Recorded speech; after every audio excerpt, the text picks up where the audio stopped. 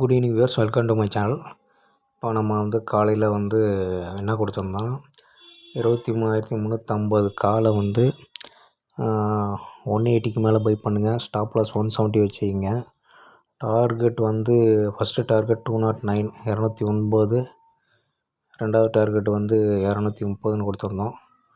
Market கரெக்டாக எக்ஸாக்டாக 231 போயிடுச்சு.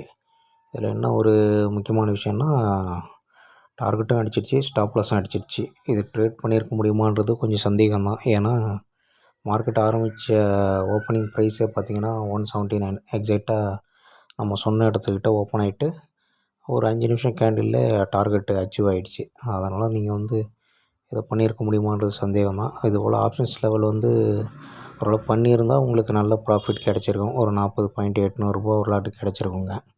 இதுபோல் ஆப்ஷன்ஸ் லெவல் தெரிஞ்சிங்கன்னா என் சேனலை சப்ஸ்கிரைப் பண்ணுங்கள், லைக் பண்ணுங்கள், கமெண்ட் பண்ணுங்கள். மேலும் மற்ற வீடியோவில் சந்திக்கிறேன்.